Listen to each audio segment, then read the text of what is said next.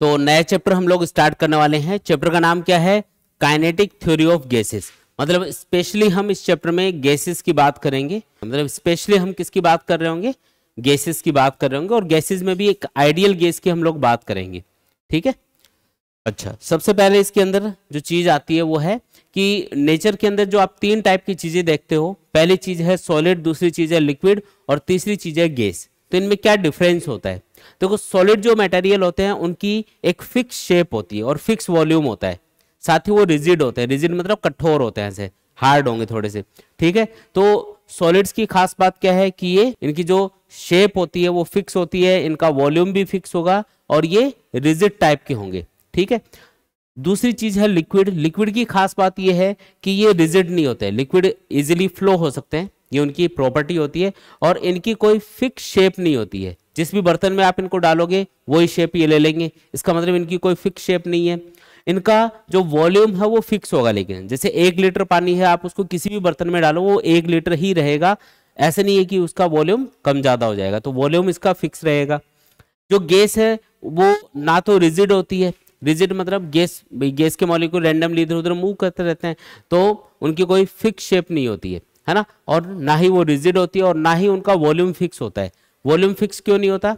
क्योंकि अगर आप किसी भी गैस को किसी एक छोटे से बॉक्स के अंदर रखोगे तो उसका जो वॉल्यूम होगा उस बॉक्स के वॉल्यूम के बराबर ही माना जाएगा। जैसे जो बॉक्स का वॉल्यूम होगा ना, उतना ही वॉल्यूम उस गैस का कंसिडर किया जाएगा। लेकिन अगर आप उसी गैस को आप उससे डबल वॉल्यूम वाले किसी बॉक्स में बंद कर देते हो, अगर उतने ही वॉल्यूम ऑफ गैस को, मतलब उतने ही क्वांटिटी को, गैस की क्वांटिटी को अगर आप उसे डबल साइज की किसी बॉक्स के अंदर भर देते हो, तो गैस के मॉलिक्यूल उस बड़े बॉक्स के अंदर घूम सकते हैं इजीली। तो उसका जो वॉल्यूम होगा वो उस बड़े बॉक्स के वॉल्यूम के बराबर होगा। मतलब गैस का जो वॉल्यूम है वो वाला वॉल्यूम माना जाता है जहां तक उसके मॉलिक्यूल्स मूव कर सकते हैं। अगर आप एक छोटे से कंटेनर के अंदर अगर गैस को फिल करोगे तो उसका वॉल्यूम उस छोटे से कंटेनर के वॉल्यूम के बराबर माना जाएगा, क्योंकि गैस के मॉलिक्यूल उसी के अंदर घूम सकते हैं इधर उधर। लेकिन अगर आप उतनी ही गैस को किसी बड़े कंटेनर में फिल कर देते हो तो गैस के मॉलिक्यूल्स के पास घूमने का काफी बड़ा स्पेस हो जाएगा, और बड़ा स्पेस हो जाएगा तो गैस का जो वॉल्यूम है वो बढ़ जाएगा। मतलब जहां तक गैस के मॉलिक्यूल मूव कर पाएंगे वही गैस का वॉल्यूम माना जाता है। तो ये एक इंपॉर्टेंट पॉइंट है, याद रखना है कि गैस का जो वॉल्यूम है वो फिक्स नहीं होता है। आप उसको जिस बर्तन में डालते हो उस बर्तन का जो वॉल्यूम होगा या उस कंटेनर का जो वॉल्यूम होगा वही उस गैस का वॉल्यूम माना जाएगा। ठीक है, ये बात समझ में आई क्या? सॉलिड, लिक्विड और गैस के बारे में एक चीज और आपको याद रखनी है कि जब भी आप इनको गर्म करते हो तो ये तीनों ही चीजें एक्सपेंड होती है, फैलती हैं। और सबसे ज्यादा एक्सपेंशन किसमें होता है? गैस के अंदर होता है, क्योंकि गैस के मॉलिक्यूल्स के बीच में जो इंटरमॉलिक्यूलर फोर्स है वो काफी वीक होता है। और इसकी वजह से जैसे आप इनको गर्म करते हो गैस के मॉलिक्यूल्स को, तो ये दूर दूर भाग जाते हैं और इससे गैस का वॉल्यूम काफी ज्यादा बढ़ जाता है। तो सबसे ज्यादा जो थर्मल एक्सपेंशन होगा वो किसमें होगा? गैस के अंदर होगा। उससे कम किसमें होता है? लिक्विड्स के अंदर होता है। ठीक है। और सबसे कम जो थर्मल एक्सपेंशन आपको दिखेगा वो सॉलिड्स के अंदर दिखेगा। गर्म होने पे चीजें फैलती है ना, तो सबसे कम कौन फैलेगा? सॉलिड। उससे ज्यादा कौन फैलेगा? लिक्विड। और सबसे ज्यादा कौन फैल रहा होगा? गैस सबसे ज्यादा फैल रही होगी। ठीक है। तो ये बातें आपको इन तीनों के बारे में याद रखनी है। इसके बाद में हम बात करते हैं आइडियल या परफेक्ट गैस के बारे में। नॉर्मली जो गैस आप अपने चारों तरफ देखते हो, जो एयर वगैरह आप देखते हो, ये तो क्या है? रियल गैस होती है ना, रियल गैस। लेकिन अगर हम आइडियल गैस की बात कर रहे हैं तो, या परफेक्ट गैस की अगर हम बात कर रहे हैं तो हम कुछ चीजें एज्यूम करके चलेंगे ताकि हमारी कैलकुलेशन इजी हो। कैलकुलेशन इजी करने के लिए हम आइडियल या परफेक्ट गैस के लिए कुछ चीजें ऑलरेडी हम एज्यूम करके चलते हैं। ठीक है। अब वो क्या क्या चीजें हैं वो मैं आपको एक एक करके बता रहा हूं। देखो, सबसे पहली जो आइडियल गैस या परफेक्ट गैस की प्रॉपर्टी है वो ये है कि जितने भी गैस के, आइडियल गैस या परफेक्ट गैस के मॉलिक्यूल्स हैं वो सब के सब एक जैसे होते हैं। मतलब किसी एक पर्टिकुलर गैस की अगर आप बात कर रहे हो, आइडियल गैस की, तो उसके जितने भी मॉलिक्यूल्स होंगे सबकी शेप क्या होगी? सेम होगी। सबका साइज क्या होगा? सेम होगा। सब आइडेंटिकल होंगे, मतलब एक ही जैसे होंगे सारे के सारे मॉलिक्यूल्स। तो पहली जो प्रॉपर्टी है वो क्या हुई कि आइडियल गैस के जितने भी मॉलिक्यूल्स हैं सबका शेप और साइज क्या रहेगा? सेम रहेगा। ठीक है। दूसरी बात, जो आइडियल गैस है इसके मॉलिक्यूल्स के बीच में जो इंटरमॉलिक्यूलर फोर्स होता है वो जीरो होता है। इंटरमॉलिक्यूलर फोर्स है ना, वो लगता ही नहीं है। आप ये मान के चलोगे कि एक मॉलिक्यूल दूसरे मॉलिक्यूल से ना तो अट्रैक्ट हो रहा होगा ना रिपेल हो रहा होगा। इनके बीच में इंटरमॉलिक्यूलर फोर्स क्या होता है? जीरो। ठीक है। तो लिख देते हैं, ये जो आइडियल गैस है या परफेक्ट गैस है, इसके मॉलिक्यूल्स को हम स्फेरिकल इमेजिन करेंगे कि ये स्फेरिकल शेप के हैं, तो शेप तो होगी इनकी स्फेरिकल। आइडियल गैस के मॉलिक्यूल्स को हम स्फेरिकल इमेजिन करेंगे। दूसरी चीज आपको ये बताई कि जो आइडियल गैस के मॉलिक्यूल्स है उनके बीच में इंटरमोलिकुलर फोर्स क्या रहेगा, 0। इंटरमोलिकुलर फोर्स ये क्या रहेगा, 0। और अगर इंटरमोलिकुलर फोर्स 0 है गैस के मॉलिक्यूल्स के बीच में, तो इनकी पोटेंशियल एनर्जी भी 0 रहेगी। याद रखना है, पोटेंशियल एनर्जी तभी डेवलप होती है दो चीजों के बीच में या दो ऑब्जेक्ट्स के बीच में, जब उनके बीच में कोई भी अट्रैक्शन या रिपल्शन फोर्स लग रहा होता है। तो क्योंकि इनके बीच में कोई फोर्स ही नहीं लग रहा, इसलिए जो पोटेंशियल एनर्जी होगी आइडियल गैस के मॉलिक्यूल्स की, वो क्या मानी जाएगी, 0। इसका मतलब आइडियल गैस के जो मॉलिक्यूल्स हैं उनके पास जो एनर्जी होगी वो सिर्फ और सिर्फ कौन सी एनर्जी होगी, काइनेटिक एनर्जी होगी। सिर्फ और सिर्फ काइनेटिक एनर्जी की फॉर्म में इनके पास एनर्जी होगी। ठीक है, तो इनके पास क्या होती है, काइनेटिक एनर्जी होती है, जिसकी वजह से, और काइनेटिक एनर्जी कौन सी, ट्रांसलेटरी काइनेटिक एनर्जी।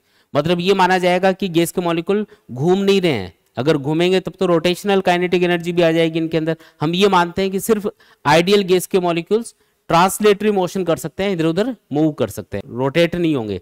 तो इनके पास जो काइनेटिक एनर्जी होगी वो कौन सी होगी, ट्रांसलेटरी काइनेटिक एनर्जी। ठीक है, इनका सिर्फ ट्रांसलेटरी मोशन होगा, तो उसकी वजह से इनके पास सिर्फ काइनेटिक एनर्जी रहेगी।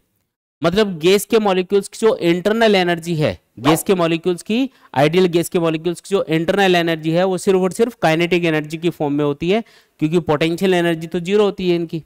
ठीक है, तो ये भी आप याद रखो कि आइडियल गैस के जो मॉलिक्यूल्स हैं उनकी जो इंटरनल एनर्जी है वो सिर्फ कौन सी होती है, काइनेटिक एनर्जी होती है।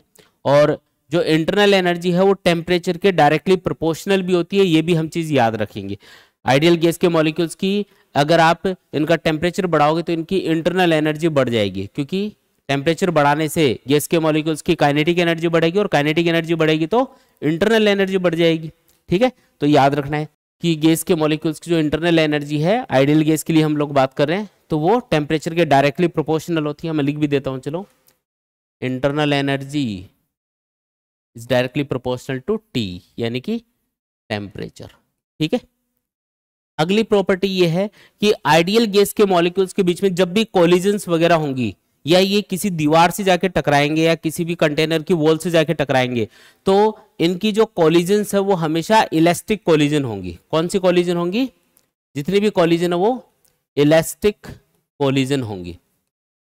और इलास्टिक कोलिजन में क्या होता है, काइनेटिक एनर्जी का लॉस नहीं होता है, no loss of kinetic energy. मतलब जब आइडियल गैस के मॉलिक्यूल्स इधर उधर आपस में टकरा रहे होंगे या कंटेनर की वॉल से जाके टकरा रहे होंगे, तो ये जो कोलिजन्स इसकी होंगी, चाहे कितने भी कोलिजन करे, ऐसा नहीं होगा कि कोलिजन्स की वजह से इनकी काइनेटिक एनर्जी कम होती जाएगी या इनकी इंटरनल एनर्जी कम होती जाएगी। हम ये मान के चलते हैं कि सारी की सारी कोलिजन्स इलास्टिक कोलिजन है, और इलास्टिक कोलिजन में काइनेटिक एनर्जी का लॉस नहीं होता, इसका मतलब उनकी एनर्जी फिक्स रहेगी। ठीक है, तो कोई भी काइनेटिक एनर्जी का लॉस नहीं होगा इसके अंदर। साथ ही ये भी याद रखना है कि ये जितने भी गैस के मॉलिक्यूल्स है ये रैंडमली इस कंटेनर के अंदर मूव करते होते हैं। मतलब कोई इधर जा रहा होता है, कोई ऊपर जा रहा होगा, कोई नीचे जा रहा होगा, कोई इधर, सब अलग अलग डायरेक्शन में मूव कर रहे होंगे। तो अगर आप इनकी एवरेज वेलोसिटी फाइंड करोगे तो वो 0 आएगी। एवरेज वेलोसिटी क्या आएगी, सारे मॉलिक्यूल्स की बात कर रहे हैं, एवरेज वेलोसिटी कितनी आएगी, 0, क्योंकि जितने मॉलिक्यूल्स ऊपर जा रहे हैं उतने नीचे आ रहे होंगे, जितने इधर जा रहे हैं उतने उधर जा रहे होंगे, जितने इधर जा रहे हैं उतने इधर आ रहे होंगे। इसकी वजह से क्या होगा, इन सब की जो वेलोसिटी है उसका एवरेज निकालोगे तो वो 0 आएगा। एवरेज वेलोसिटी 0 होती है, क्योंकि वेलोसिटी वेक्टर क्वांटिटी है। अगर 10 मॉलिक्यूल इधर जा रहे हैं और 10 इधर जा रहे हैं तो उनकी जब वेलोसिटी का टोटल करोगे तो वो 0 आएगा, इसलिए एवरेज भी 0 निकल के आता है। तो एवरेज वेलोसिटी इनकी क्या होती है, 0 होती है। एवरेज मोमेंटम भी क्या होगा, 0, क्योंकि मोमेंटम का मतलब क्या होता है, मास इनटू वेलोसिटी। तो एवरेज मोमेंटम और एवरेज वेलोसिटी ये दोनों ही क्या रहेंगे, 0 रहेंगे। आइडियल गैस के लिए याद रखना है। ठीक है, फिर जितने मॉलिक्यूल्स इधर जाके इस वॉल से टकराएंगे उतने ही उसी इंस्टेंट पे इधर जाके टकराएंगे, और इसकी वजह से इधर वाली वॉल के ऊपर और इधर वाली वॉल के ऊपर जो फोर्स लगेगा कोलिजन्स की वजह से, जो फोर्स लगेगा या जो प्रेशर अप्लाई होगा वो बराबर होगा। कोई भी कंटेनर हो गैस का, उसके अंदर गैस फिल करी हुई है, तो उसकी वॉल्स के ऊपर चारों तरफ बराबर प्रेशर लगता है। इसका मतलब जितने मॉलिक्यूल एट ए टाइम इधर जाके टकरा रहे होंगे उतने इधर जाके टकरा रहे होंगे, जितने ऊपर जाके टकरा रहे हैं उसी इंस्टेंट पे उतने ही मॉलिक्यूल नीचे जाके टकराएंगे, जिसकी वजह से जो प्रेशर डेवलप होगा या जो फोर्स लगेगा कंटेनर की वॉल्स के ऊपर वो इक्वल लगेगा चारों तरफ। तो आप याद रखो कि गैस के मॉलिक्यूल्स की वजह से, इनके कोलिजन्स की वजह से एक्स एक्सिस, वाई एक्सिस या जेड एक्सिस, इन तीनों डायरेक्शंस में जो प्रेशर होता है इन कंटेनर की वॉल्स के ऊपर जो प्रेशर लगता है वो हमेशा बराबर होगा।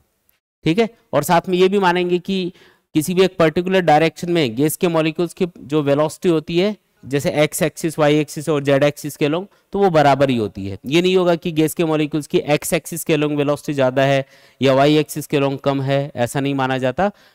हर एक डायरेक्शन में गैस के मॉलिक्यूल्स की जो वेलोसिटी है वो बराबर मानी जाती है। आइडियल कंडीशन हम लेके चल रहे हैं सारी चीज, है ना। अगली प्रॉपर्टी ये है कि जो आइडियल गैस होती है, जो आइडियल गैस है, इसके मॉलिक्यूल्स की स्पीड काफी ज्यादा होती है, इसलिए इनके ऊपर ग्रेविटेशनल इफेक्ट को हम नेग्लेक्ट कर देते हैं। मतलब गैस के मॉलिक्यूल्स को एक जगह से दूसरी जगह पहुंचने में बहुत कम टाइम लगेगा, तो ग्रेविटी अगर इनको खींच भी रही होगी अपनी तरफ तो ये बहुत कम इफेक्ट डालेगी उसके ऊपर, क्योंकि वो इतना तेज भाग रहा होगा कि ग्रेविटी इफेक्ट को हम क्या कर सकते हैं, उस ड्यूरेशन में नेग्लेक्ट कर सकते हैं। तो क्योंकि इनकी स्पीड ज्यादा होती है, स्पीड अप्रोक्सीमेटली होती है 10⁵ मीटर पर सेकेंड, काफी ज्यादा ही है ना। इतनी स्पीड से गैस के मॉलिक्यूल्स नॉर्मल टेम्परेचर के ऊपर कंटेनर के अंदर घूम रहे होते हैं, इसकी वजह से ग्रेविटी इफेक्ट को हम नेग्लेक्ट कर रहे हैं। नो ग्रेविटी इफेक्ट, इनके ऊपर क्या माना जाएगा, ग्रेविटी इफेक्ट क्या रहेगा, 0 रहेगा। ठीक है, ये हम मान के चल रहे हैं कि इनके ऊपर ग्रेविटेशनल फोर्स नहीं लगेगा एक तरह से। अगली प्रॉपर्टी आपको ये याद रखनी है, किसी भी रियल गैस को अगर आप लो प्रेशर और हाई टेम्परेचर पे रखते हो तो उसके जो मॉलिक्यूल्स है वो एक आइडियल गैस की तरह बिहेव करेंगे। मतलब वो जो रियल गैस है वो एक आइडियल गैस की तरह बिहेव करने लग जाएगी। कब, जो रियल गैस है अगर आप इसको low pressure plus high temperature, अगर आप लो प्रेशर हाई टेम्परेचर पे रखोगे तो ये किसकी तरह बिहेव करेगी, आइडियल गैस की तरह। ऐसा क्यों भाई, लो प्रेशर का मतलब है कि गैस के मॉलिक्यूल्स के ऊपर प्रेशर काफी कम है तो मॉलिक्यूल्स दूर दूर रहेंगे, इनके बीच में इंटरेक्शन 0 रहेगा, इंटरमोलिकुलर फोर्स ऑलमोस्ट 0 रहेगा, जो कि आइडियल गैस की प्रॉपर्टी होती है। और हाई टेम्परेचर होने की वजह से गैस के मॉलिक्यूल्स के पास में स्पीड काफी ज्यादा होगी, जिससे इनके ऊपर ग्रेविटी इफेक्ट 0 हो जाएगा, है ना। तो ये जो आइडियल गैस वाली प्रॉपर्टी है वो सारी प्रॉपर्टी आ जाती है किसी भी रियल गैस के अंदर। कब, जब उसका प्रेशर क्या रखा जाता है, लो, और टेम्परेचर क्या रखा जाता है, हाई रखा जाता है। ठीक है, सिंपल सी चीज है। तो ये सारी की सारी प्रॉपर्टीज आपको आइडियल गैस या परफेक्ट गैस के लिए याद रखनी है। ये सारी चीजें लेके हम, ये सारी चीजें एज्यूम करके हम कैलकुलेशन कर रहे होंगे आगे। ठीक है, आगे बढ़ते हैं। इसके बाद में जो आइडियल गैस है उसकी हम लोग बात करेंगे अभी। आइडियल गैस की इक्वेशन क्या होती है, PV equal to mu R T. ज्यादातर बुक्स में म्यू की बजाय एन का सिंबल यूज किया जाता है। एन का मतलब होता है यहाँ पे नंबर ऑफ मोल्स, यहाँ पे मैं म्यू का सिंबल उसके लिए यूज कर रहा हूँ, आप म्यू की जगह चाहे एन का सिंबल यूज कर लेना। ठीक है, क्या क्या चीजें हैं इस इक्वेशन में, पी का मतलब क्या है, प्रेशर ऑफ द गैस। ठीक है, वी का मतलब क्या है, वॉल्यूम ऑफ द गैस। ठीक है, टी का मतलब क्या है, temperature of the gas. R को हम क्या बोलते हैं, गैस कांस्टेंट। इसकी वैल्यू 8 इसको हम आर से डिनोट कर रहे हैं गैस कांस्टेंट को, और इसकी वैल्यू होती है 8.31 के बराबर। और म्यू का मतलब क्या है, नंबर ऑफ मोल्स। ठीक है, तो ये सारी चीजें आपको याद रखनी है इस इक्वेशन में। अच्छा, ये जो इक्वेशन है इसको और 2-3 तरीके से आप लिख सकते हो। जैसे ये जो नंबर ऑफ मोल्स है इसका आप कॉन्सेप्ट याद रखो। नंबर ऑफ मोल्स को अगर आपको कैलकुलेट करना हो किसी भी गैस के लिए तो उसका फॉर्मूला होता है मास of the gas divided by उसका मॉलिक्यूलर वेट। देखो, अगर आपको किसी भी गैस के लिए नंबर ऑफ मोल्स कैलकुलेट करना है तो आपको सिंपली एक काम करना है, उस गैस का मास देखना है कितना है और उसके बाद में उसको उसके मॉलिक्यूलर वेट से डिवाइड कर देना है। इसके अलावा एक फॉर्मूला और होता है इसका नंबर ऑफ मोल्स कैलकुलेट करने का। किसी भी गैस के अगर आपको टोटल नंबर ऑफ मॉलिक्यूल्स पता है तो उसको आप अवोगाद्रो नंबर से डिवाइड कर दो। अवोगाद्रो नंबर क्या होता है, 6.023 इंटू 10⁻23, इसको हम बोलते हैं अवोगाद्रो नंबर। और अगर 1 मोल क्वांटिटी आप लेते हो किसी भी गैस की तो उसमें नंबर ऑफ मॉलिक्यूल्स कितने होंगे, 6.023 इंटू 10⁻23 के बराबर होंगे। इसको अवोगाद्रो नंबर बोलते हैं। तो ये तो नंबर ऑफ मोल्स का कॉन्सेप्ट है। अब मैं इस इक्वेशन को 2-3 तरीके से लिख के आपको बता रहा हूँ, जैसे हम लिखेंगे और आगे यूज करेंगे। PV equal to number of moles को अगर मैं लिख देता हूँ n/Na, n का मतलब है नंबर ऑफ मॉलिक्यूल्स और Na का मतलब है अवोगाद्रो नंबर। तो ये जो रेशियो है ये नंबर ऑफ मोल्स को रिप्रेजेंट कर रहा है यहाँ पे। तो मैंने इस इक्वेशन को इस तरीके से लिख दिया। तो एक तरीका तो ये है, अगर नंबर ऑफ मॉलिक्यूल्स के टर्म्स में लिखना हो तो ऐसे लिख दो। फिर ये जो R/Na है यानी कि gas constant divided by Avogadro number, इसको एक नया कांस्टेंट हम लोग बोलते हैं और इसका नाम होता है बोल्ट्जमान कांस्टेंट। K से इसको डिनोट किया जाता है। तो ये जो मैंने K लिखा है ये R/Na की जगह लिखा है। K किसके बराबर है, R/Na के बराबर है। और इसको क्या बोला जाता है, K को बोल्ट्जमान कांस्टेंट बोला जाता है। इसकी वैल्यू क्या होती है 1.38 इंटू 10⁻⁻23 है ना, ये इसकी वैल्यू होती है, याद रखनी है आपको। ठीक है, तो इस तरीके से आप इसको लिख सकते हो।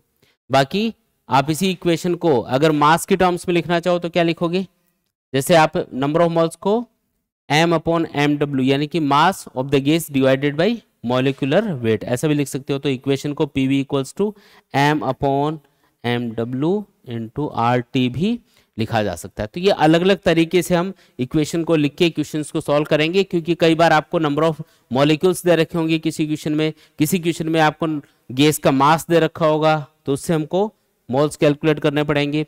ऐसे अलग अलग टाइप की इक्वेशन हम यूज करेंगे अलग अलग क्वेश्चन के अकॉर्डिंग। ठीक है, क्लियर है, एकदम आसान है एकदम ये। इसके बाद में फिर कुछ गैस के लॉज हैं जो हम यूज करने वाले हैं आगे। आइडियल गैस की एक प्रॉपर्टी होती है कि ये जितने भी गैस के लॉ होते हैं है ना, जैसे Charles law, Gay-Lussac's law, Boyle's law, Avogadro law, या आगे हम लॉ पढ़ेंगे, इन सारे लॉज को फॉलो करती है। आइडियल गैस की एक प्रॉपर्टी ये भी है, ये भी आप याद रखो कि जितने भी गैस के लॉ हैं, गैस से रिलेटेड जितने भी लॉ हैं, उन सबको आइडियल गैस फॉलो करेगी, कंपल्सरी है ये। ठीक है, तो पहला लॉ है यहाँ पे बॉयल्स लॉ। देखो बॉयल्स लॉ ये बोलता है कि मान लो किसी कंटेनर में आपने गैस फिल करी हुई है और मान लो आप इस गैस का टेम्परेचर कांस्टेंट रखते हो। क्या कांस्टेंट रखते हो, टेम्परेचर कांस्टेंट रखते हो। तो आइडियल गैस की जो इक्वेशन होती है उसके अकॉर्डिंग पीवी इक्वल टू क्या होता है, म्यू RT। इस इक्वेशन के अकॉर्डिंग म्यू मतलब नंबर ऑफ मोल्स जो इसके अंदर कांस्टेंट रहेंगे, कंटेनर बंद है इसका मतलब नंबर ऑफ मोल्स कम ज्यादा नहीं होंगे। R मतलब गैस कांस्टेंट, ये भी कांस्टेंट है।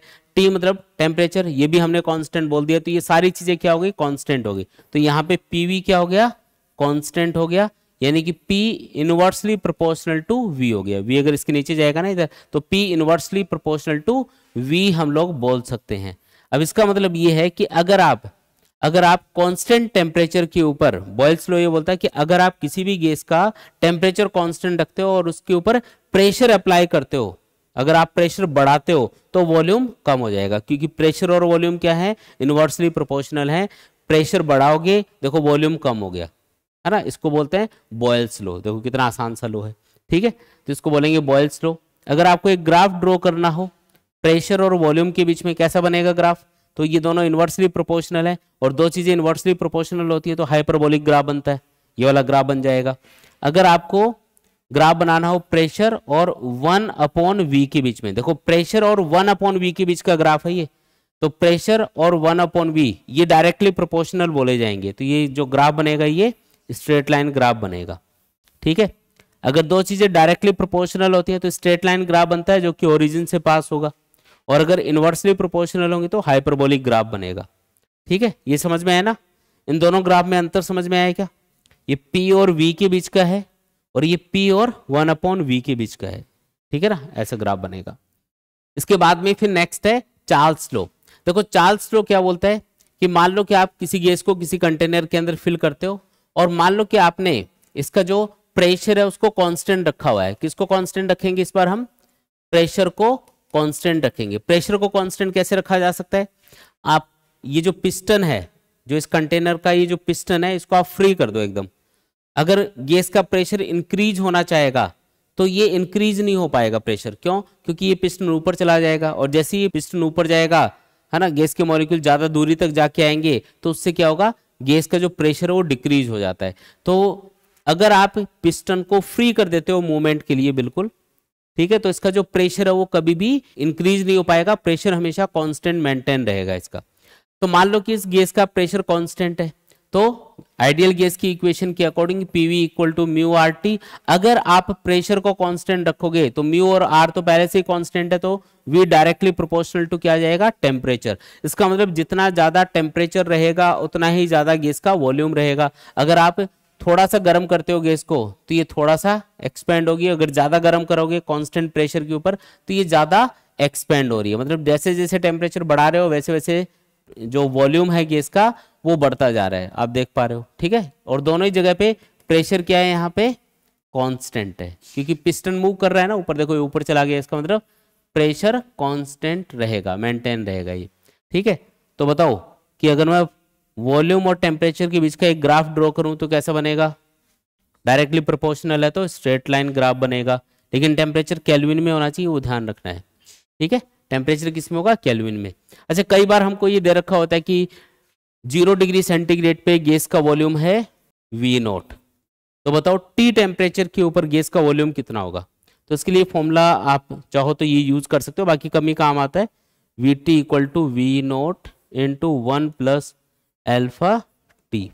एल्फा को हम बोलते हैं volume expansion coefficient, V nought का मतलब है 0 डिग्री सेंटीग्रेड पे गैस का वॉल्यूम, और वी टी का मतलब है टी टेम्परेचर पे गैस का वॉल्यूम।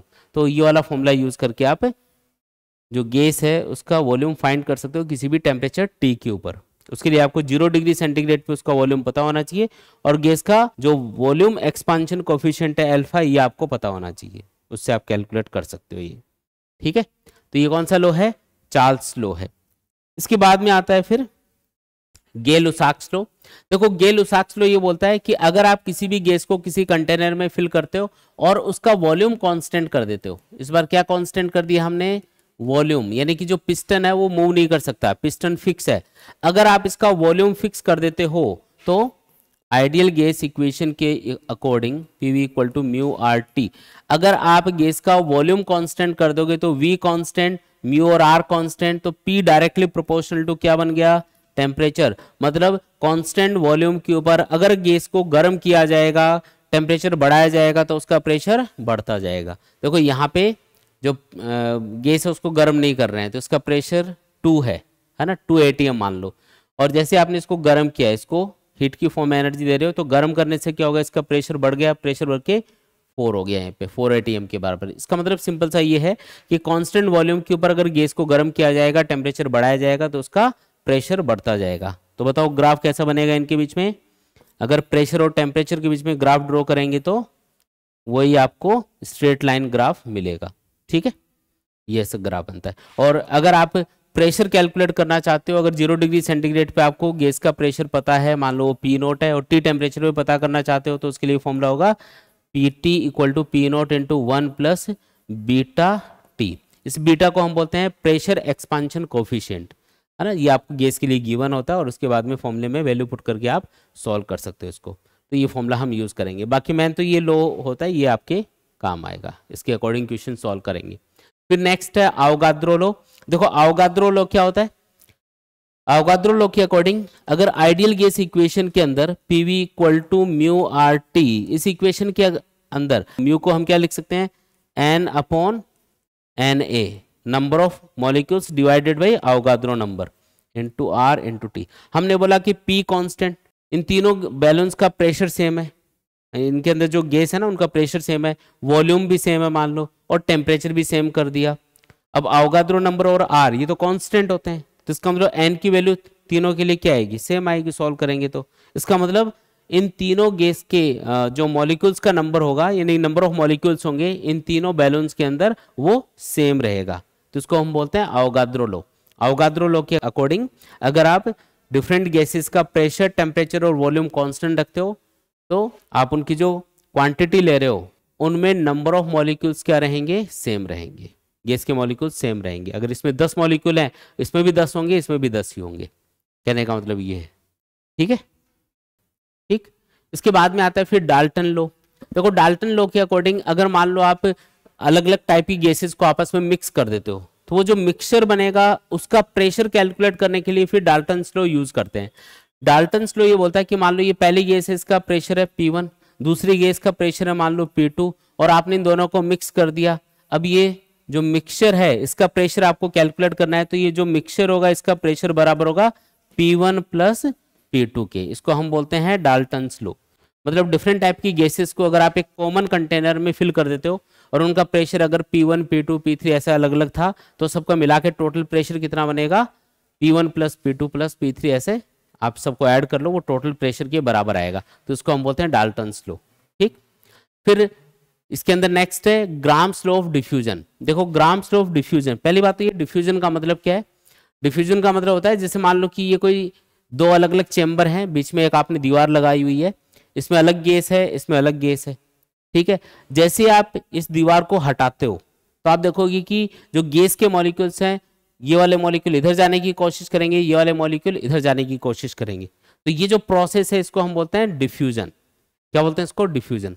और गैस के मॉलिक्यूल्स जब इधर उधर जा रहे होंगे, ये वाले मॉलिक्यूल इधर आ रहे होंगे, ये वाले मॉलिक्यूल इधर आ रहे होंगे, तो कौन से मॉलिक्यूल कितना डिफ्यूज हो पाएंगे, मतलब कौन सा मॉलिक्यूल कितना इधर से इधर जा पाएंगे या इधर से इधर आ पाएंगे, वो डिपेंड करेगा कि इन गैस के मॉलिक्यूल्स का मॉलिक्यूलर वेट कितना है या फिर गैस की डेंसिटी कितनी है ना।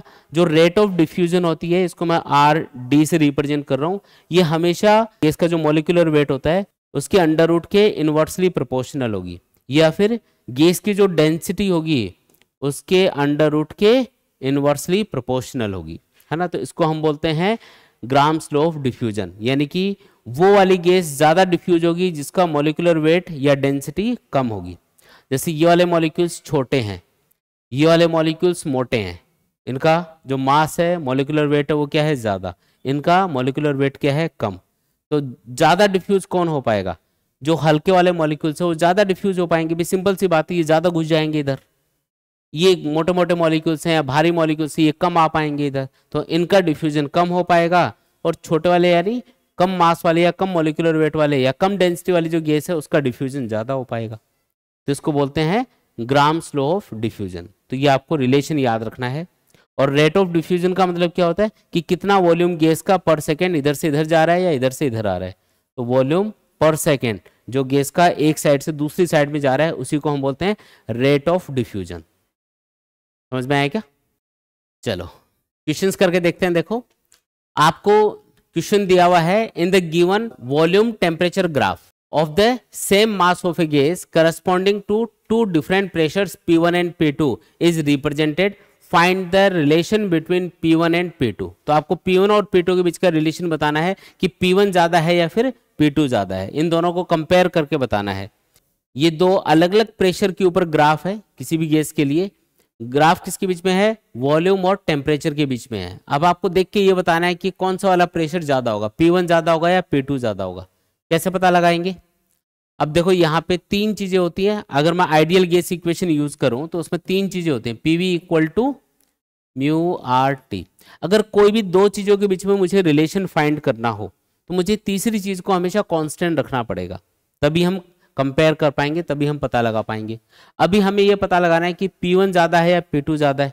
तो मैं एक काम करता हूं सिंपल सा, देखो क्या करेंगे, हम टेम्परेचर या वॉल्यूम में से किसी एक चीज को कांस्टेंट करेंगे। कैसे? देखो मैं एक वर्टिकल लाइन यहाँ पे ड्रॉ कर रहा हूँ ग्राफ के अंदर।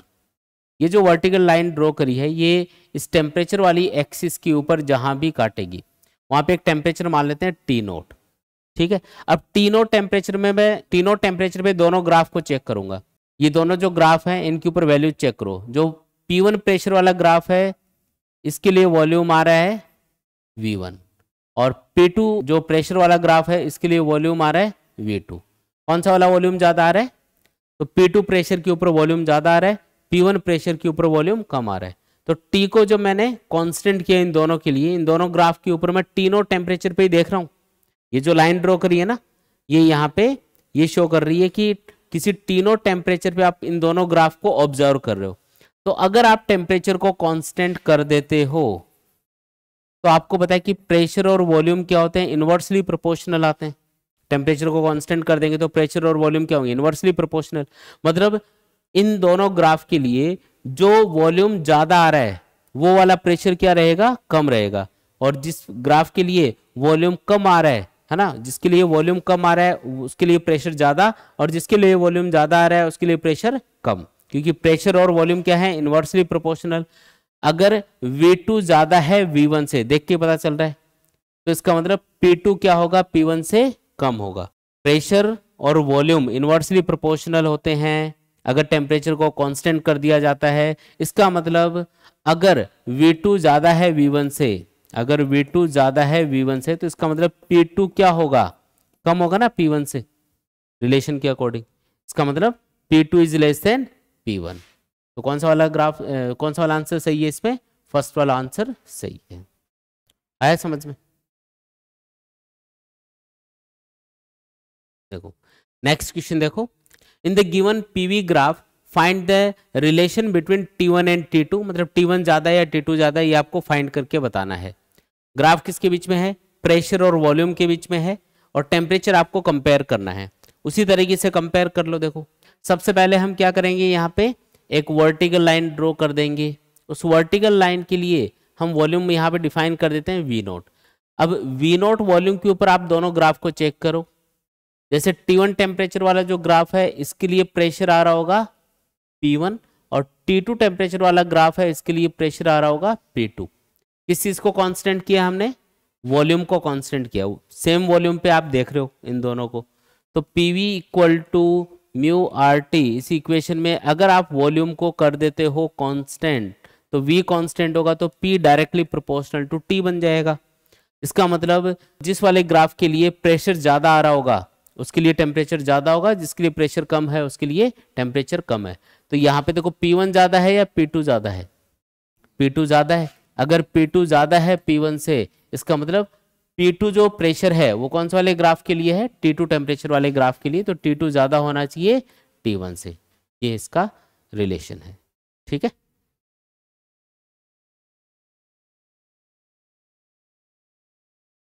नेक्स्ट क्वेश्चन देखो, if the volume of air at 0 degree centigrade and 10 atm pressure is 10 litre, then find its volume at normal temperature and pressure. अब ये नॉर्मल टेम्परेचर एंड प्रेशर क्या होता है, तो normal temperature and pressure, NTP बोलते हैं इसको।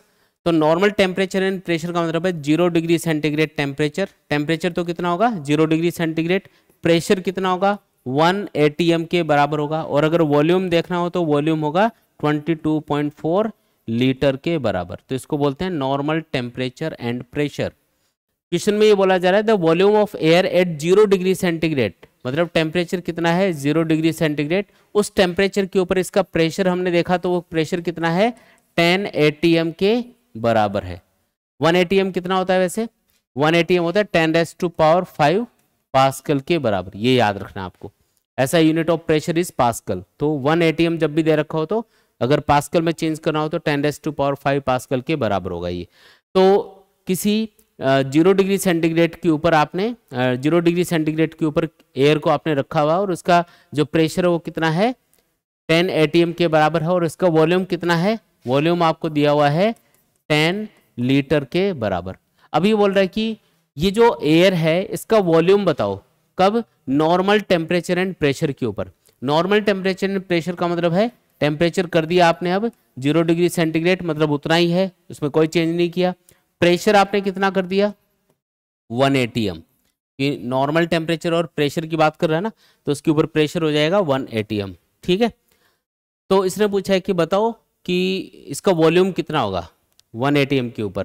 तो आपको क्या करना है, इसके लिए जो गैस आपने ली है उसके लिए पहले तो जो आइडियल गैस इक्वेशन है वो लिखते हैं, PV equal to mu RT। अब आप खुद बताओ कि यहाँ पे कौन कौन सी चीजें कांस्टेंट है।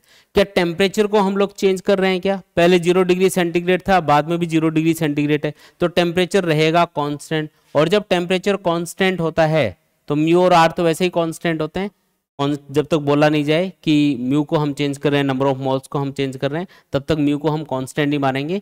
तो T यहाँ पे कांस्टेंट, म्यू और R कांस्टेंट, इसका मतलब PV यहाँ पे क्या रहेगा, कांस्टेंट रहेगा। इसका मतलब P1 V1 बराबर होना चाहिए P2 V2 के। तो आपको पूछा कि वॉल्यूम कितना हो जाएगा, तो V2 इक्वल टू क्या आएगा, P1 V1 डिवाइडेड बाई क्या कर देंगे P2।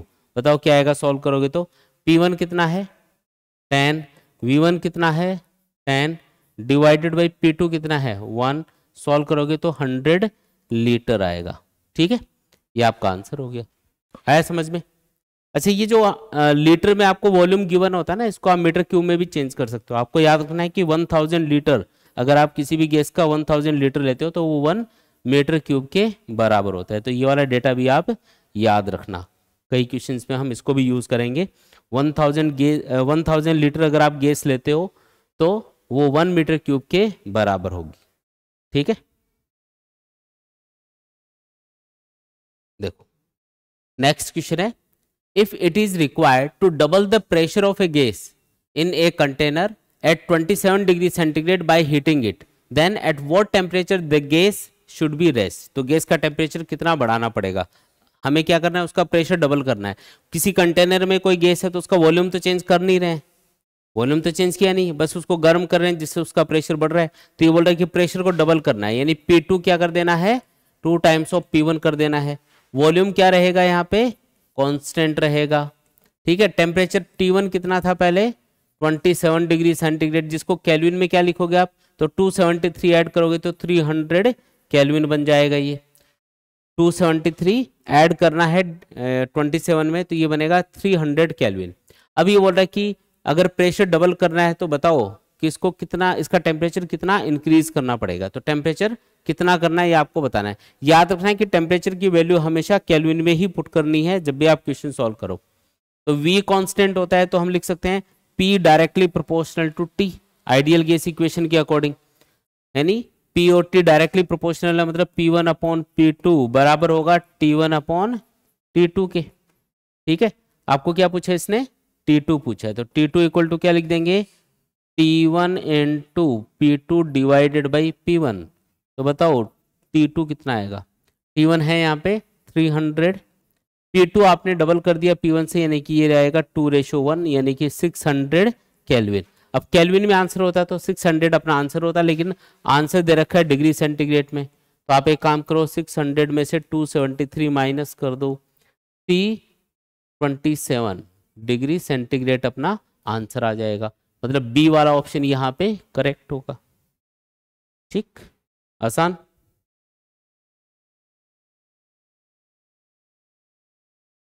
चलिए जी आगे बढ़ते हैं। देखो नेक्स्ट क्वेश्चन है, air is filled at 60 degree centigrade in a vessel of open mouth. The vessel is heated to a temperature T so that 1/4 part of air escape. Find the value of T. ये बोल रहा है कि कोई open mouth का बर्तन है। अब देखो ओपन माउथ बोलने से हम क्या क्या समझेंगे यहाँ पे, पहले वो समझो। जैसे ये कोई ओपन माउथ का कंटेनर है और इसके अंदर आपने कोई गैस फिल करी हुई है। ठीक है, अभी शुरुआत में जो गैस है उसके जो एक तरह से नंबर ऑफ मोल्स हैं यहाँ पे, वो हम मान लेते हैं म्यू के बराबर, एन बोल दो या म्यू बोल दो, एक ही बात है। तो ये ओपन माउथ का कोई भी कंटेनर है, इसका जो वॉल्यूम है वो मान लेते हैं V। ठीक है, अब हमने क्या किया, इसको गर्म किया। गर्म करने से क्या हुआ, इसमें से कुछ गैस बाहर चली गई, कुछ गैस क्या हो गई बाहर। तो जो कंटेनर के अंदर गैस है वो उसकी क्वांटिटी थोड़ी कम हो गई, है ना। कंटेनर के अंदर जो गैस है उसकी क्वांटिटी क्या हो गई, कम हो गई। अब यहाँ पे क्या चीज सेम रही शुरू में और बाद में, तो गैस का जो प्रेशर है वो सेम रहेगा। क्यों, क्योंकि जैसे आप इसको गर्म करोगे तो गर्म करने से इसके जो मॉलिक्यूल्स हैं उनको हीट की फॉर्म में एनर्जी मिलेगी। अगर ये कंटेनर बंद होता तो इसके अंदर प्रेशर बढ़ जाता, लेकिन क्योंकि ये ओपन है तो गैस इसमें से बाहर निकल जाएगी, उसका प्रेशर उतना ही रहेगा जितना पहले था, यानी कि एटमॉस्फेरिक प्रेशर के बराबर। ओपन माउथ का है ना, इसलिए इसके अंदर जो प्रेशर होगा वो एटमॉस्फेरिक प्रेशर के बराबर होगा, तो उतना ही प्रेशर रहेगा, प्रेशर बढ़ नहीं पाएगा। तो दोनों ही कंडीशन में जब आपने इसको गर्म किया होगा तो इसका प्रेशर सेम रहेगा, प्रेशर में कोई भी चेंज नहीं आएगा। फिर जो गैस इस कंटेनर के अंदर है ना, सिर्फ उसी की बात हो रही है, तो उसका वॉल्यूम भी क्या रहेगा यहाँ पे कांस्टेंट, क्योंकि कंटेनर को ना तो छोटा कर रहे हो ना बड़ा कर रहे हो। इसका मतलब गैस का जो वॉल्यूम है वो भी क्या माना जाएगा, कांस्टेंट माना जाएगा। तो दो चीजें यहाँ पे कांस्टेंट है, प्रेशर और वॉल्यूम। अब हमको पूछा है कि find the value of T, मतलब इसका टेम्परेचर बताना है जिसके ऊपर 1/4 पोर्शन इस गैस का एस्केप कर गया।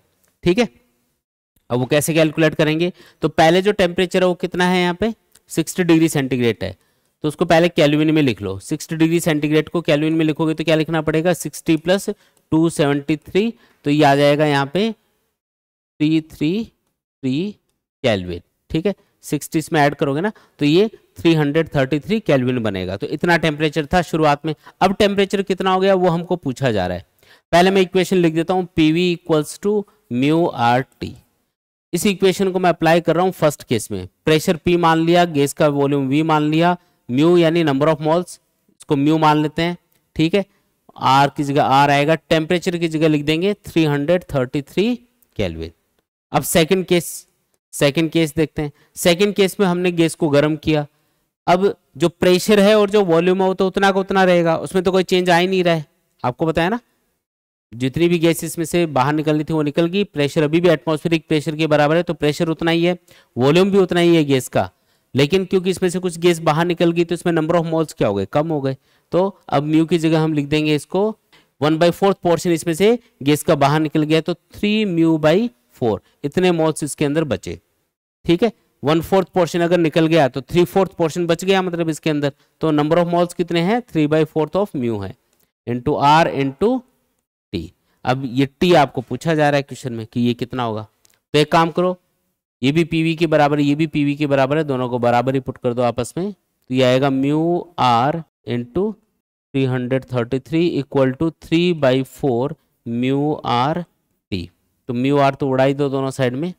इसको सॉल्व करोगे तो ये टी आएगा अपने पास में, 4 इधर मल्टीप्लाई होगा, 4 इंटू 333 डिवाइडेड बाई 3 नीचे चला जाएगा, तो ये आएगा 444 केल्विन। और अगर इसको डिग्री सेंटीग्रेड में लिखना है तो आपको 273 इसमें से माइनस करना पड़ेगा, तो ये आएगा 171 डिग्री सेंटीग्रेड। तो कौन सा ऑप्शन करेक्ट होगा यहाँ पे, 171, यानी कि फर्स्ट ऑप्शन ही यहाँ पे करेक्ट होगा। जो गैस का टेम्परेचर है वो कितना हो गया, अब 171 डिग्री सेंटीग्रेड के बराबर हो गया। अगर केल्विन में पूछता तो 444 केल्विन ये अपना आंसर होता। ठीक है, ठीक है। देखो नेक्स्ट क्वेश्चन देखो, during an experiment an ideal gas is found to obey an additional law V² P equal to constant. The gas is initially at temperature T and volume V. When it expands to a volume 2V, then the temperature becomes, तो इसका temperature कितना हो जाएगा।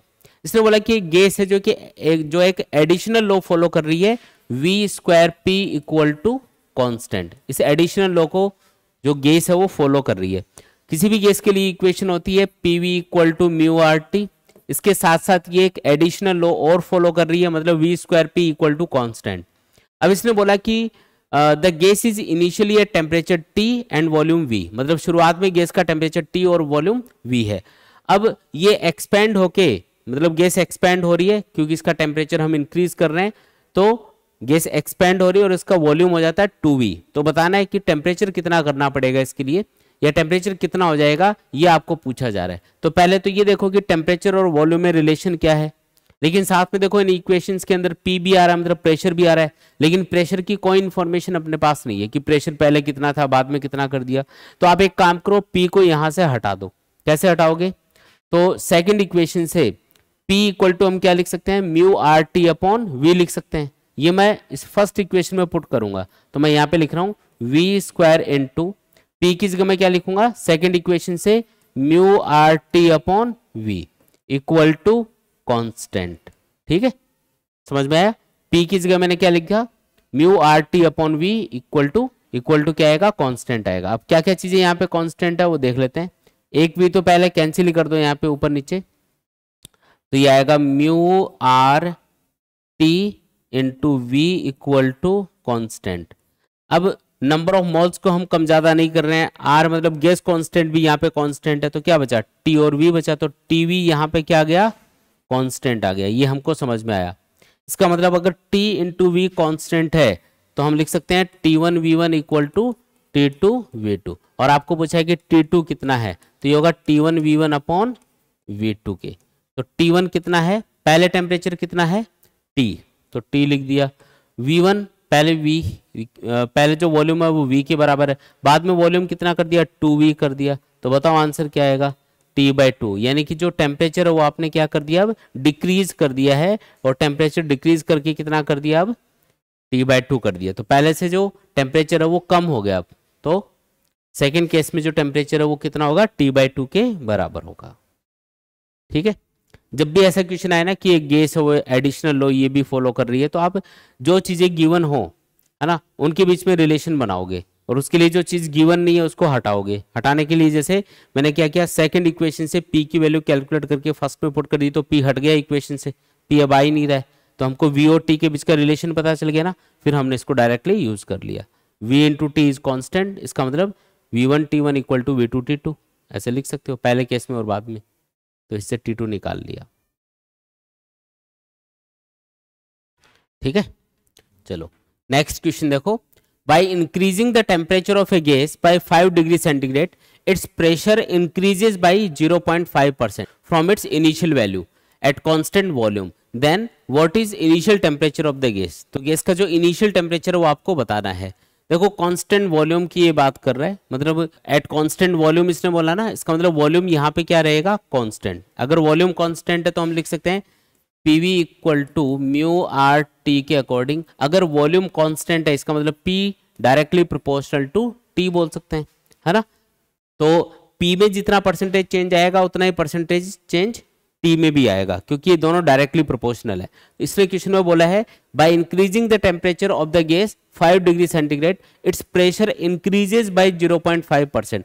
Pressure अगर 0.5% increase हो रहा है तो टेम्परेचर भी 0.5% ही इंक्रीज होगा, क्योंकि ये दोनों डायरेक्टली प्रोपोर्शनल है। तो मैं ऐसा लिख देता हूं, percentage increase in temperature is equals to 0.5%। Actual में परसेंटेज इंक्रीज इन प्रेशर आपको दे रखा है, लेकिन मैंने उसको परसेंटेज इंक्रीज इन टेम्परेचर के बराबर ही लिखा है, क्योंकि ये दोनों डायरेक्टली प्रोपोर्शनल है, तो ऐसा आप लिख सकते हो। और ऐसा क्यों लिखा, क्योंकि आपको जो इनिशियल टेम्परेचर है वो आपको पूछा जा रहा है, तो टी की टर्म्स में इक्वेशन बनानी पड़ेगी आपको, इसलिए हमने ऐसा किया है। परसेंटेज इंक्रीज इन टेम्परेचर है 0.5%। वैसे परसेंटेज इंक्रीज का फॉर्मूला क्या होता है, change in temperature T2 minus T1 divided by initial temperature into 100, इसको बोलते हैं परसेंटेज चेंज इन टेम्परेचर, जो कि 0.5% आपको दिया हुआ है। देखो यहाँ पे T2 माइनस T1 क्वेश्चन में गिवन है।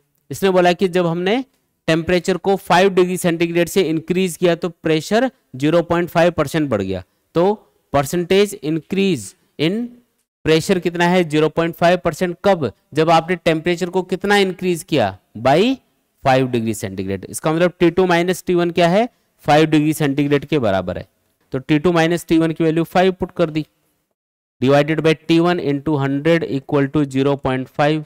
बताओ क्या आएगा T1, तो सॉल्व कर लो इसको। T1 इक्वल टू आएगा 500 अपॉन 0.5, सॉल्व करोगे तो ये 1000 आएगा।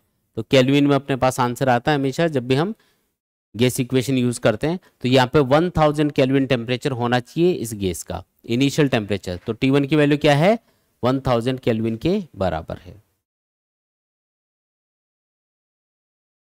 ठीक है, नेक्स्ट क्वेश्चन देखो। Some container contains on average 5 molecules per centimetre cube.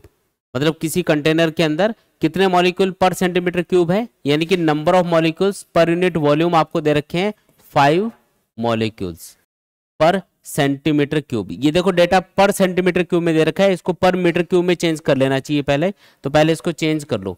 5 molecules divided by क्या है, पर सेंटीमीटर क्यूब है ना, तो नीचे सेंटीमीटर क्यूब है, इसको मीटर क्यूब में चेंज करना है, तो सेंटीमीटर को 10 की पावर -2 लिखेंगे मीटर में कन्वर्ट करने के लिए, फिर इसका क्यूब करेंगे तो 10 की पावर -6 मीटर क्यूब आएगा ये।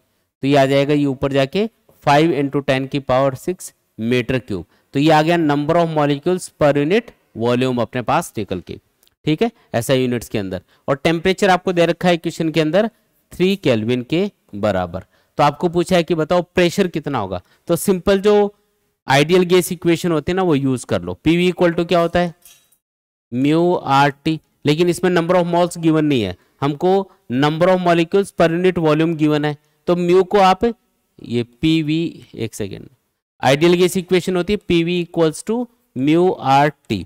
अब यहाँ पे नंबर ऑफ मॉल्स आपको गिवन नहीं है, नंबर ऑफ मॉल्स की जगह आपको ये जो नंबर ऑफ मॉलिक्यूल्स है पर यूनिट वॉल्यूम ये आपको दे रखे हैं। तो एक काम करते हैं, सबसे पहले म्यू को हम लिख देते हैं n/Na, मतलब मान लो कि जो गैस आपने ली है उसके टोटल नंबर ऑफ मॉलिक्यूल्स है n, उसको अवोगाद्रो नंबर से डिवाइड करोगे तो वो किस में कन्वर्ट हो जाएगा, नंबर ऑफ मोल्स में कन्वर्ट हो जाएगा फॉर्मूला।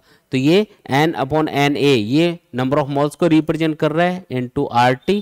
अब n/V आपको दे रखा है तो इस V को इसके नीचे लिख देंगे तो आपको प्रेशर मिल जाएगा। इससे सॉल्व करने पे V को इसके नीचे लिखो तो ये आ जाएगा n/V, और ये जो R/Na है इसको आप बोल्ट्जमान कांस्टेंट K भी बोल सकते हो। तो ये सिंपली जो फॉर्मूला है ये कन्वर्ट हो गया N, V, K और T के अंदर। आया समझ में?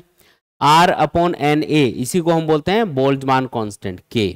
अब मैं सारी वैल्यूज पुट करके बस सॉल्व करूंगा। n/V हमको दे रखा है कितना, 5 × 10⁻⁶।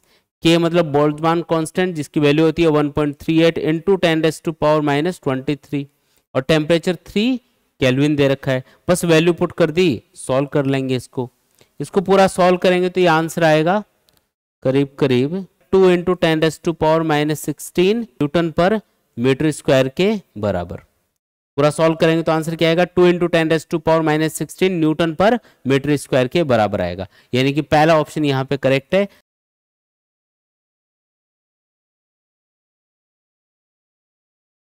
देखो आगे बढ़ते हैं, नेक्स्ट क्वेश्चन देखो, what will be the pressure of a mixture of 1 liter of nitrogen at 1 atm and 2 liter oxygen at 0.5 atm mixed in a container of 1 liter capacity at constant temperature। constant temperature के ऊपर हम दो अलग अलग gases को mix कर रहे हैं। पहली जो गैस है वो है नाइट्रोजन, और इसका प्रेशर आपको दे रखा है, प्रेशर है P1 बोल देते हैं इसको, 1 atm के बराबर, और इसका वॉल्यूम कितना है, वॉल्यूम है इसका 1 लीटर। ठीक है, ये आपको दे रखा है नाइट्रोजन के लिए। फिर दूसरी जो गैस इसमें मिक्स की जा रही है वो है ऑक्सीजन। ऑक्सीजन का प्रेशर कितना है, तो प्रेशर है P2 जो कि 0.5 atm के बराबर है। वॉल्यूम आपको दे रखा है इसका 2 लीटर के बराबर।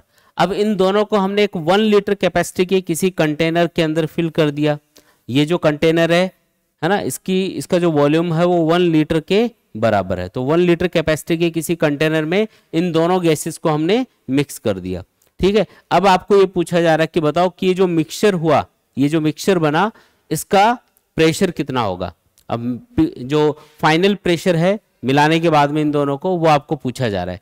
तो अगर यहाँ पे टेम्परेचर कांस्टेंट है, इफ T इज कांस्टेंट, तो हम लिख सकते हैं इसके लिए P final V final equal to P1 V1 plus P2 V2। ये चीज आपको याद रखनी कि अगर गैस का टेम्परेचर कांस्टेंट है तो फिर P1 V1 plus P2 V2 ये किसके बराबर होगा, P फाइनल V फाइनल के बराबर होगा। अब यहाँ पे final pressure of the mixture आपको पूछा जा रहा है, तो P फाइनल बराबर होगा P1 V1 plus P2 V2 divided by V final. बताओ क्या आएगा, P1 कितना है यहाँ पे, P1 है 1 atm, V1 कितना है 1 लीटर, P2 कितना है 0.5 atm, V2 कितना है 2 litre divided by V final. तो फाइनली इसको 1 लीटर के कंटेनर में फिल कर दिया तो 1 आएगा यहाँ पे, ये आएगा 1, ये आएगा 1, 1 प्लस 2 हो गया, मतलब 2 atm अपना फाइनल आंसर आ गया। ठीक है, तो फाइनल जो प्रेशर होगा मिक्सचर का वो कितना होगा, 2 atm के बराबर होगा। सिंपल।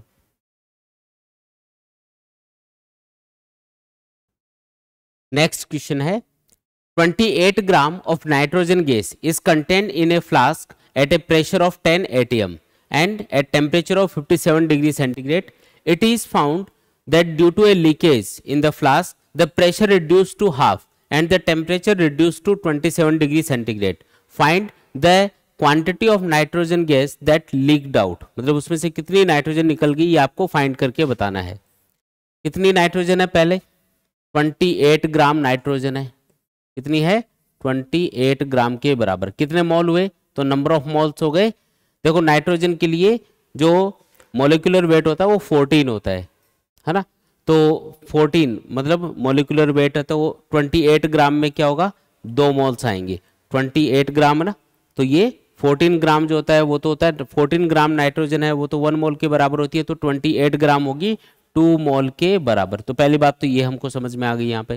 फिर इनिशियली जो टेम्परेचर और प्रेशर वो आपको दे रखे हैं, प्रेशर तो है 10 atm P1 बोल देते हैं इसको, और साथ में जो टेम्परेचर है वो है 57 डिग्री सेंटीग्रेड, जिसको अगर आप केल्विन में लिखोगे तो 273 इसमें ऐड करोगे तो ये आएगा 330 केल्विन के बराबर। अगर आप इसमें 273 ऐड करोगे ना तो ये 330 केल्विन बनेगा। तो ये अपने पास में क्या आ गया, टेम्परेचर आ गया केल्विन के अंदर।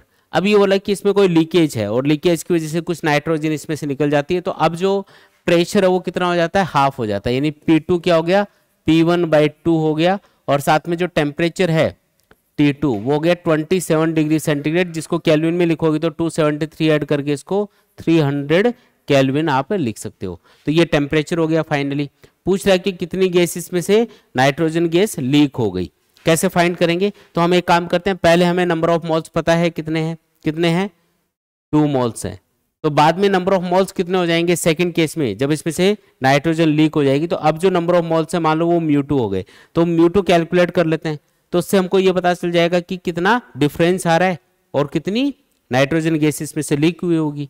तो आपको पहले इक्वेशन लिखनी है simply, PV = μRT। First case में मैं इक्वेशन लिख रहा हूं, फर्स्ट केस में प्रेशर कितना है P1, वॉल्यूम कितना है, मैं P1 की वैल्यू पुट नहीं कर रहा हूं यहाँ पे क्योंकि P2 और P1 में डायरेक्टली रिलेशन दे रखा है, तो ये बाद में हम कैंसिल कर देंगे। तो P1 और वॉल्यूम कितना है मान लो V1 बोल देते हैं इसको। वॉल्यूम तो सेम ही रहेगा यहाँ पे क्योंकि कंटेनर वही है, तो कंटेनर का वॉल्यूम यहाँ पे चेंज नहीं हो रहा है, तो कंटेनर का वॉल्यूम है V, इसको V रहने देते हैं, equal to number of moles हैं पहले 2 into R into T, temperature कितना है 330 केल्विन के बराबर है। तो ये पहली इक्वेशन बन गई। अब सेकंड केस में इक्वेशन बनाओ, प्रेशर कितना हो गया, अब हो गया P2 जो कि किसके बराबर है, P1/2 के बराबर है, यानी कि P1/2 हो गया प्रेशर। वॉल्यूम कंटेनर का उतना को उतना है तो V आएगा, equal to number of moles μ2 हमको फाइंड करने हैं into R into T, temperature कितना हो गया 300 केल्विन। ये सेकंड इक्वेशन आ गई। देखो अब इससे μ2 कैलकुलेट करो, कैसे, दोनों को डिवाइड कर दो इक्वेशंस को, सेकंड इक्वेशन को फर्स्ट से डिवाइड कर रहा हूं, तो इसको आप इससे डिवाइड करोगे तो ये आएगा 1/2 इक्वल टू इधर आएगा μ2 इंटू 300, R कैंसिल हो जाएगा और ये नीचे आएगा 2 इंटू 330। तो इससे आप नंबर ऑफ मोल्स फाइंड कर लो, ये 2 तो कैंसिल ही हो जाएगा, इधर आप μ2 कैलकुलेट करोगे तो ये आएगा 330/300, ठीक है, पूरा सॉल्व करोगे तो ये आएगा 11/10 के बराबर। तो number of moles second case में कितने हो गए 11/10 हो गए। अब कितना नाइट्रोजन लीक हो गई, तो नंबर ऑफ मोल्स जो लीक हो गए, नंबर ऑफ मोल्स लीक्ड कैसे फाइंड करोगे, तो पहले कितने थे 2, अब कितने 11/10, तो इससे कितनी गैस लीक हुई होगी वो अपने पास निकल के आ जाएगी। तो वो आएगा, सॉल्व करोगे तो ये आएगा 9/10, ठीक है। अगर आप इसको सॉल्व करोगे ना तो ये एलसीएम लेके सॉल्व करोगे तो ये 9/10 के बराबर आएगा। तो ये है अपने पास में नंबर ऑफ मोल्स जो कि लीक हो गए। अब जो 1 मोल होता है उसके अंदर कितने ग्राम नाइट्रोजन होती है 14 ग्राम।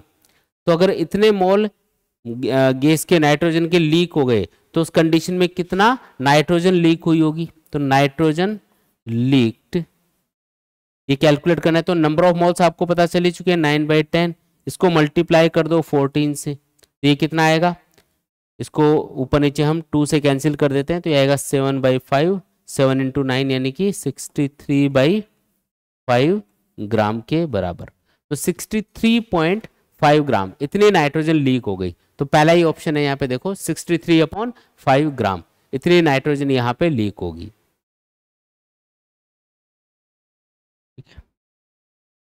नेक्स्ट क्वेश्चन देखो, at 10 degree centigrade the value of the density of a fixed mass of an ideal gas divided by its pressure is x, find this ratio at 110 degree centigrade. ये बोल रहा है कि 10 degree centigrade temperature के ऊपर किसी भी gas का कोई फिक्स मास है, उसका जो प्रेशर है और जो डेंसिटी है उनका जो रेशियो है वो अपने पास आ रहा है x के बराबर। डेंसिटी और प्रेशर इसका रेशियो कितना बता रखा है, x के बराबर बता रखा है इसने, ठीक है। The density of a fix mass of an ideal gas divided by its pressure is x, ठीक है। अब ये रेशियो आपको बताना है सेकेंड टेम्परेचर के ऊपर, जो कि कितना है 110 डिग्री सेंटीग्रेड के बराबर है। ठीक है, कैसे सॉल्व करेंगे इसको? पहले तो रो अपॉन पी जो कि x के बराबर है, ये रिलेशन हम डेवलप करके देखते हैं कि इसका t के साथ क्या रिलेशन है। देखो यहाँ पे pv इक्वल्स टू क्या होता है, म्यू आर टी, ये इक्वेशन है। फॉर्मूले के अंदर डेंसिटी को लाने के लिए म्यू को हम मास के टर्म्स में लिखेंगे, pv इक्वल टू म्यू को हम लिखेंगे m upon molecular weight, mass of the gas divided by molecular wait, ये क्या होता है नंबर ऑफ मोल्स के बराबर होता है। ठीक है, तो ऐसे लिखेंगे। अब देखो मास अपॉन वॉल्यूम, अगर मैं m के अपॉन में ये v लिख दूं तो ये बन जाएगा डेंसिटी, यानी कि ये बन जाएगा m upon v into R T upon molecular weight. तो ये क्या इक्वेशन बनी यहाँ पे, ये आ गया p equal to density into R T divided by molecular weight. ठीक है, ऐसा कुछ रिलेशन अपने पास बना। अब ये बोल रहा है कि डेंसिटी और प्रेशर का रेशियो x है यहाँ पे, तो डेंसिटी और प्रेशर को एक साइड में लिख लो एक बार। डेंसिटी और प्रेशर ये किसके बराबर आएगा, डेंसिटी अपॉन प्रेशर, ये आएगा molecular weight divided by are T के बराबर। आप देख लो कि ये जो डेंसिटी और प्रेशर का रेशियो है ये टी के इनवर्सली प्रोपोर्शनल आ रहा है। मॉलिक्यूलर वेट और आर ये तो कांस्टेंट रहेगा किसी भी गैस के लिए। ठीक है, तो रो अपॉन पी ये किसके इनवर्सली प्रोपोर्शनल आ रहा है, टी के इनवर्सली प्रोपोर्शनल आ रहा है। आप देख पा रहे हो ये, इसका मतलब rho upon P first case में और rho upon P second case में ये जो रेशियो होगा ये बराबर होगा T2 अपॉन T1 के। T2 मैंने ऊपर लिखा, T1 नीचे, क्योंकि T के ये इनवर्सली प्रोपोर्शनल है। अब पहले ये जो रेशियो है इसको इसने x बोल रखा है, सेकेंड केस में रो अपॉन पी का रेशियो आपको पूछा जा रहा है। T2 कितना कर दिया, तो 110 डिग्री सेंटीग्रेड का मतलब है केल्विन में इसको लिखो 273 ऐड करके, तो ये आएगा 383 केल्विन। और T1 क्या आएगा, तो T1 है 10 डिग्री सेंटीग्रेड, इसको केल्विन में लिखोगे तो 273 ऐड करोगे तो ये आएगा 283 केल्विन। तो बताओ rho upon P second case में ये जो रेशियो है ये कितना आ रहा होगा, तो ये इधर ले जाओ, ये इधर ले जाओ, तो ये आएगा 283 अपॉन 383 इंटू एक्स, ये अपना फाइनल आंसर है। तो ये रेशियो होगा 283 अपॉन 383 इंटू एक्स के बराबर। पहला ही ऑप्शन है यहाँ पे, फर्स्ट ऑप्शन यहाँ पे करेक्ट है। ठीक है, नेक्स्ट क्वेश्चन देखो, pressure temperature graph of an ideal gas is shown in figure. Density of the gas at point A is rho naught, then density of the gas at point B will be. A point के ऊपर gas की density इसने define कर रखी है कि ये रो not के बराबर है, तो बी पॉइंट के ऊपर डेंसिटी कितनी होगी, रो की वैल्यू आपको कैलकुलेट करके बतानी है। तो पहले तो जो इक्वेशन है आइडियल गैस के लिए PV equal to mu R T, उसको डेंसिटी के टर्म्स में लिख लो। तो डेंसिटी के टर्म्स में लिखने के लिए हम क्या करते हैं, नंबर ऑफ मोल्स को मास के टर्म्स में लिखते हैं, मतलब इसको लिखेंगे mass upon molecular weight into R T. ये V m के नीचे चला जाएगा तो P इक्वल टू ये बन जाएगा m अपॉन V बन जाएगा density into are T divided by molecular wait. ये आ गया अपने पास में। अब ये इक्वेशन बन चुकी है। अब आपको क्या करना है, A और B पॉइंट पे इस इक्वेशन को लगाना है। पहले मैं A पॉइंट के ऊपर लगा रहा हूं, तो A पॉइंट के लिए मैं लिखूंगा एट पॉइंट A। ठीक है, तो प्रेशर कितना है A पॉइंट के ऊपर, P नोट, तो लिखेंगे P naught equal to rho naught, क्योंकि A पॉइंट पे डेंसिटी रो नोट बता रखी है, इंटू R इंटू और T कितना है T नोट के बराबर है डिवाइडेड बाई मॉलिक्यूलर वेट। ये पहली इक्वेशन आ गई। फिर एट पॉइंट B इस इक्वेशन को दोबारा लगाओ, तो B पॉइंट के ऊपर जो प्रेशर है वो कितना है 3P नोट के बराबर है। डेंसिटी रो हो गई मान लो जो आपको कैलकुलेट करनी है, इंटू R इंटू T की वैल्यू क्या होगी, तो B पॉइंट के ऊपर टेम्परेचर हो चुका है 2T नोट के बराबर। समझ में आ रहा है कि B पॉइंट के ऊपर प्रेशर तो है 3P नोट और टेम्परेचर है 2T नोट के बराबर डिवाइडेड बाई मॉलिक्यूलर वेट। ये सेकंड इक्वेशन है। अब देखो दोनों इक्वेशंस पे अब इन दोनों को डिवाइड कर दो, तो इससे अपने पास आंसर निकल के आ जाएगा। इधर लिख रहा हूं मैं, ये इसके बाद में इधर लिख रहा हूं। तो अगर दोनों इक्वेशंस को आप डिवाइड करोगे, सेकंड इक्वेशन को फर्स्ट से डिवाइड कर रहा हूं, तो इधर तो आएगा 3 इक्वल टू ये जो R और T नोट है ये और मॉलिक्यूलर वेट ये तो हो जाएंगे कैंसिल, तो इधर बचेगा रो अपॉन रो नोट और ऊपर एक 2 भी आएगा, ये है ना, तो ये आएगा अपने पास। तो बताओ रो इक्वल टू क्या आया 3/2 रो नोट के बराबर आ गया। तो जो अभी फाइनल जो डेंसिटी है बी पॉइंट के ऊपर वो होगी 3/2 रो नोट के बराबर, यानी कि फर्स्ट ऑप्शन यहाँ पे करेक्ट होगा। ठीक है।